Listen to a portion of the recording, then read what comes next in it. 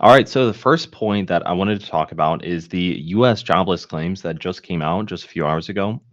So the actual was at 239,000, and it was forecasted to be 266,000. And this is for people who are claiming unemployment with the previous period at 265,000. So basically, what this says is that the US labor market is really strong right now.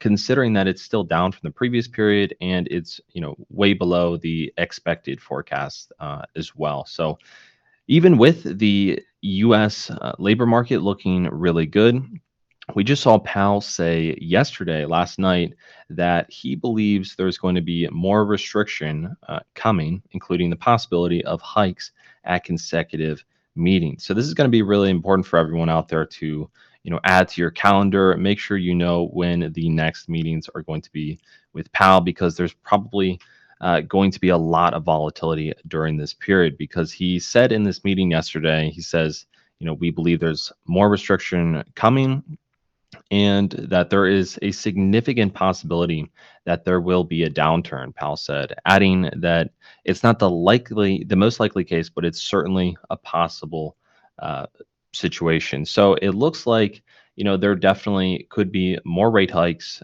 in the future. So expect volatility during the next meeting. So on to bullish news. We have MicroStrategy, Michael Saylor buying $347 million worth of Bitcoin just recently. So, right now, MicroStrategy owns 152,000 Bitcoin, totaling at $4.52 billion, with an average purchase price of 29,600. So, it looks like they are now in the green, considering that Bitcoin is trading at 30,000.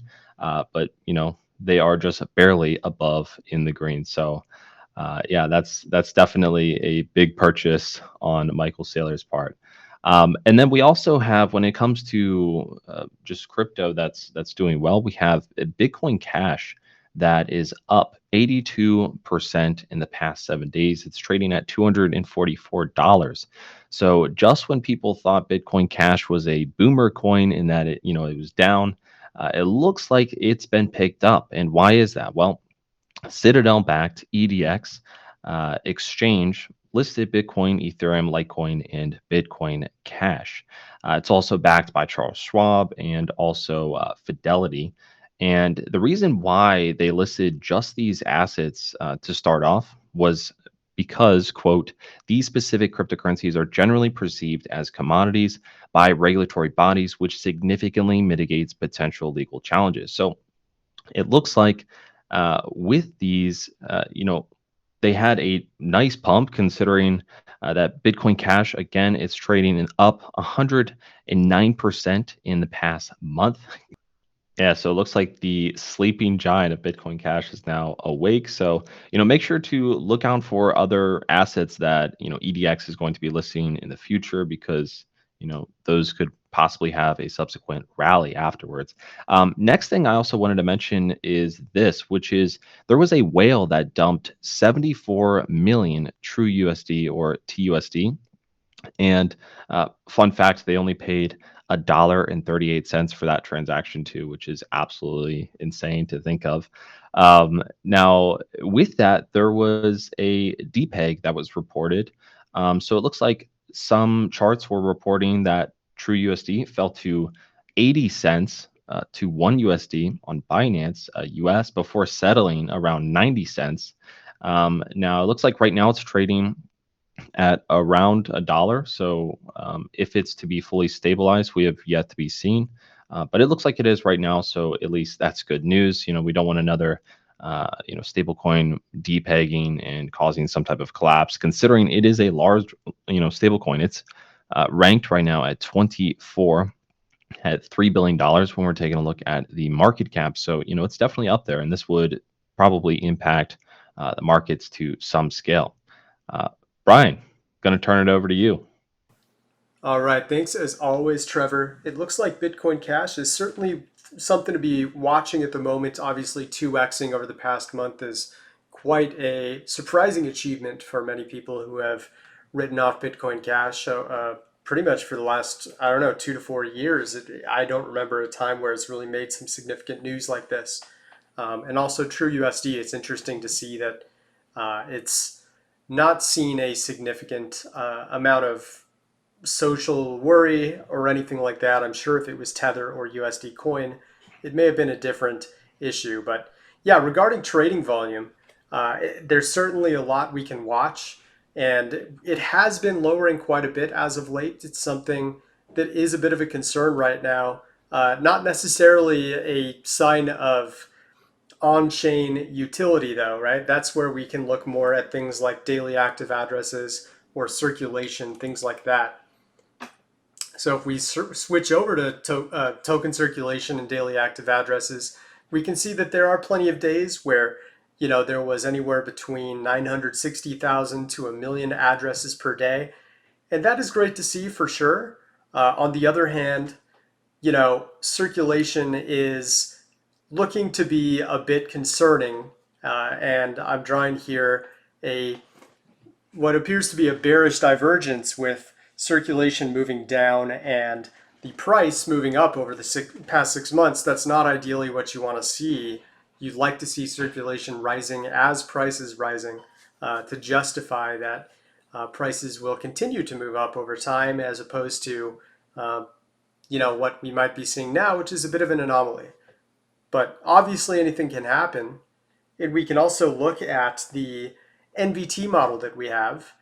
And that is where we can really see that over the past, 7 to 10 months or so, there has been quite a bit of bearish signal that is popping up as a result of the model not seeing enough circulation to justify the higher market cap values. So a bit of a warning sign there as well.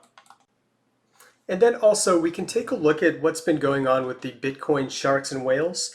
For those of you who have watched our videos previously, you know that we'd like to take a close look at what the Bitcoin addresses ranging anywhere between 10 BTC all the way up to 10,000 BTC are doing at any given moment. And obviously there were a few insiders that likely knew a little something about the upcoming ETFs. And we can see this big jump that occurred between the 15th and 17th of June. And then obviously prices exploded on the 18th, prices rose, and we could see that the sharks and whales continued accumulating as well, all the way up until about 3 days ago from the time of this recording on the 26th. And that's where they began to show a little bit of very minor dumping going on. Not significant, but something to keep an eye on, perhaps suggesting that there is a bit of a local top probability forming right now.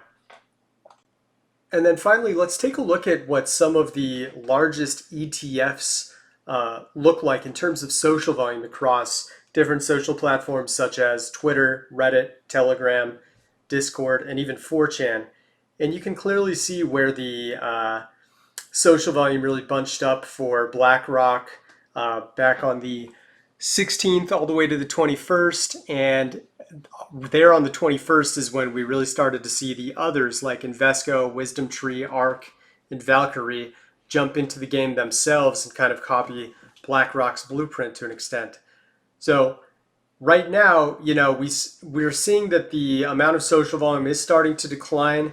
Over the past 24 hours, we're seeing a bit of a rise from ARK in particular again. And generally speaking, if you see that the social volume for these ETFs is starting to grow once again, history, at least this short amount of history, is showing that that is a positive sign that Bitcoin and crypto in general may be on another rise based on the subjects of the ETFs being more of a bullish, optimistic subject that people can feel happy about and associate with crypto positively rather than negatively. We always have to be aware of the buy the rumor, sell the news impact as well. Yeah, and I think now the market's mostly just going to wait for, I guess, the approval of BlackRock, and then following that lead, and then I guess the market will probably go from there. Or, sometimes it can take 200 plus days for a spot ETF to get approved. So is the market going to get bored and sell off in between? Then we'll have to wait and see. Anyways, guys, that's all we have for this one. We'll see you next week as well. So make sure to stay tuned. And yeah, we'll see you next week. Bye, everyone.